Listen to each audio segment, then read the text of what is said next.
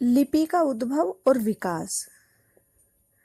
इसमें हम सबसे पहले पढ़ेंगे लिपि कितने तरह की हो थी। शुरू में लिपि चित्रलिपि, सूत्रलिपि, भावलिपि, प्रतीकात्मक लिपि और भी कई तरह की लिपियों का प्रयोग हुआ था। लेकिन अभी जो मुख्य रूप से लिपि पर जब हम बात करते हैं तो 3 तरह की मुख्य लिपि विकास में आई थी। चित्रलिपि, भावलिपि, ध्वनि लिपि। ध्वनि लिपि के भी 2 भेद हैं, अक्षरात्मक लिपि और वर्णात्मक लिपि। तो चित्रलिपि हम किसे कहते थे? शुरू में अपनी बात बताने के लिए चित्रलिपि का प्रयोग किया गया था। जैसे अगर किसी का जन्मदिन है और उसमें आपने केक का चित्र बना दिया, उस पर मोमबत्ती लगा दी चित्र में और चाकू रख दिया, तो उससे पहचान पड़ जाती है कि ये जन्मदिन का चित्र है और इसी को चित्रलिपि कहते हैं।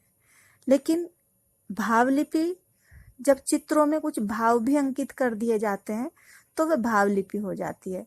जैसे एक मनुष्य का चित्र आपने बनाया तो वह चित्रलिपि है, या आपने 4 लोगों के चित्र बना दिए तो पता चलता है कि यहाँ 4 लोग खड़े हैं, यह चित्रलिपि हो गई। लेकिन अगर उसको आप हंसते हुए दांत दिखाते हैं या रोते हुए आंखों में आंसू दिखाते हैं तो वो भावलिपि हो जाती है। जैसे आपने अगर सूरज बनाया, सूरज की किरणें बनाकर लाल रंग भर दिया तो उससे आपको पता चलता है कि ये गर्मी अंकित कर रही है, तो ये भावलिपि हो जाती है। यानी चित्र के साथ साथ अगर उसकी आप भावना भी बताते हैं तो भावलिपि हो जाती है।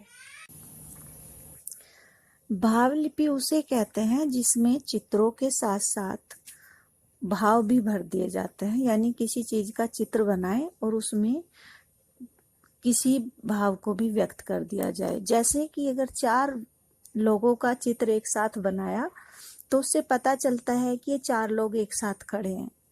लेकिन अगर उनमें से 2 लोगों के दांत दिखाए जाएं हंसते हुए और 2 लोगों के आंखों में आंसू दिखा दिए जाएं तो पता चल जाता है उनकी भावनाओं का कि 2 लोग हंस रहे हैं और 2 लोग रो रहे हैं। यानी कि चित्रों में जब भावों को भी भर दिया जाता है तब वह भावलिपि बन जाती है। तीसरी है ध्वनि लिपि। ध्वनि लिपि उसे कहते हैं जिसमें जो चित्र बनते हैं वे ध्वनियों के बनते हैं, वस्तुओं के या भावों के नहीं बनते। किसी भी चित्र में वस्तु भी प्रकट नहीं होती है, भाव भी प्रकट नहीं होते हैं, बल्कि जो हम मुख से ध्वनि निकालते हैं उनके लिए चिन्ह या चित्र अंकित कर देते हैं।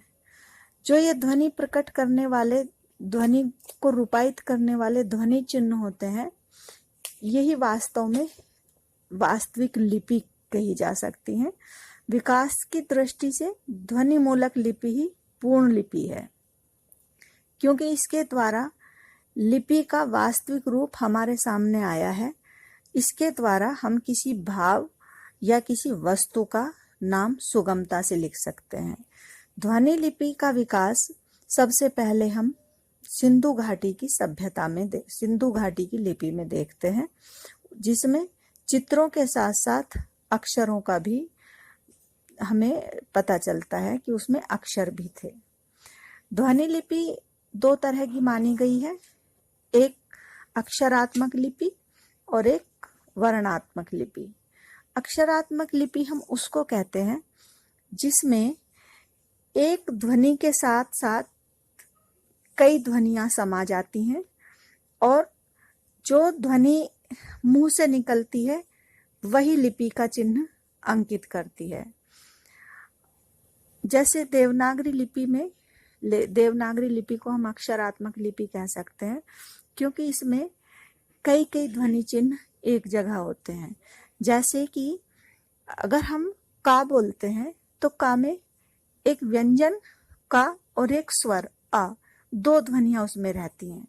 जबकि रोमन लिपि की बात करें तो वो वर्णात्मक लिपि होती है, क्योंकि उसमें सारे जितने भी ध्वनि होती है उनके लिए अलग अलग चिन्ह अंकित होते हैं। तो इस तरह से ध्वनि लिपि की 2 भेद हो गए, एक वर्णात्मक लिपि और एक अक्षरात्मक लिपि। हमारी देवनागरी लिपि अक्षरात्मक लिपि है और रोमन लिपि वर्णात्मक लिपि है।